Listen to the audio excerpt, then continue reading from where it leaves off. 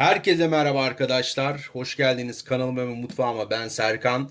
Bugün közde domates çorbası tarifini vereceğim sizlere. Yapımı çok kolay, pratik. Hem ailenize hem misafirlerinize tarifini sizden soracakları bir çorba tarifi bu. Çok da lezzetli gözüküyor. Bakın rengini de görüyorsunuz. Şu anda sunumunu yaptım. Üstüne eğer seviyorsanız benim gibi kaşar peyniri de koyabilirsiniz. İnanılmaz güzel yakışıyor çünkü. Ve hepinize afiyet olsun. Videoyu beğenmeyi, nokta dahi olsa yorum yazmayı, yukarıdan bir saniyenizi ayırıp bizi takip etmeyi unutmayın. Takip edenler her gün saat 12'de yeni tariflerimizde kaçırmayacak. Hadi başlayalım. Şimdi malzemelerimi de hazırlıyorum arkadaşlar. 2 adet kapya biberim var. Şöyle kesiyorum. Fırınımızda çünkü bunları közleyeceğiz. Şöyle koyayım.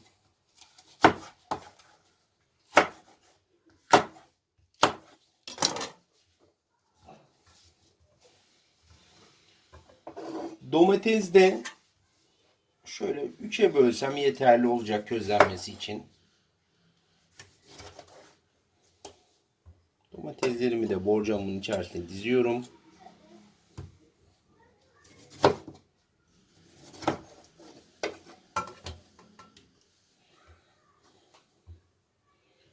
Dört domates de kullanabilirsiniz.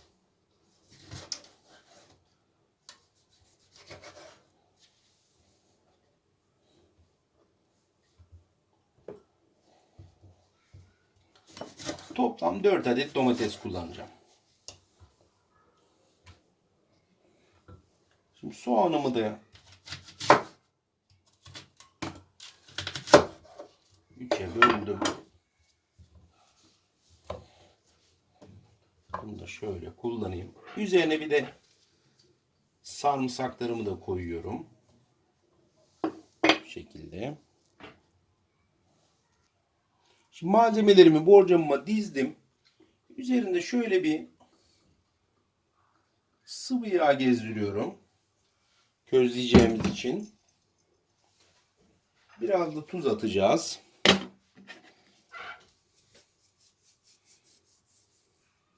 Şöyle. Karabiber de ilave ediyorum biraz. Fırınıma da koydum 180 derecede. Önceden ısıttım fırınımı. Alt üst modunda arkadaşlar iyice kızarana kadar bekleyeceğiz. Tenceremi aldım. 1 yemek kaşığı kadar sıvı yağ ilave ediyorum.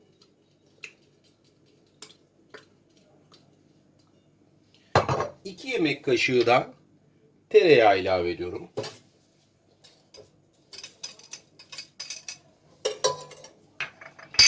Ocağımı da açtım.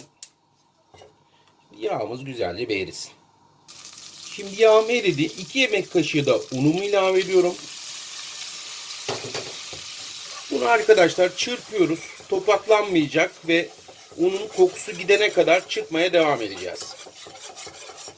Unumu iyice kavurduktan sonra 2 yemek kaşığı da domates salçamı içerisine ilave ediyorum. Yine salçamızı da güzelce kavuracağız arkadaşlar. Salçanın da kokusu iyice gidecek. Mutlaka iyice çırpıcı yardımıyla kavuruyoruz. Bu arada bakın domateslerimiz, kırmızı biberlerimiz, soğan ve sarımsaklarımızı da fırında iyice közledik gördüğünüz gibi.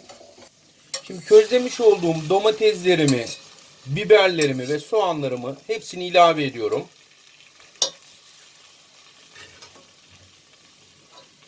Hepsini koyuyoruz arkadaşlar.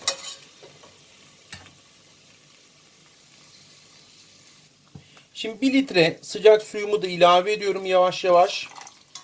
Fırınladığımız için arkadaşlar kırmızı biberlerin bir kısmı kenarları biraz yanık olmuştu. Yanan kısımlarını da bıçak yardımıyla keserek aldım. Bilginiz olsun. Şimdi tüm malzemeyi arkadaşlar blenderdan geçireceğim.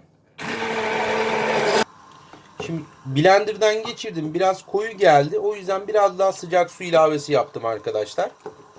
Kıvamını kendiniz de ayarlayabilirsiniz. Normalde 1 litre su koyuyordum.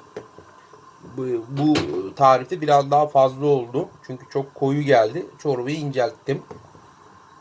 Şimdi 5 dakika kaynattıktan sonra şimdi sütünü ilave edeceğiz arkadaşlar. 1 çay bardağı kadar da sütümü ilave ediyorum. Karıştırıyorum.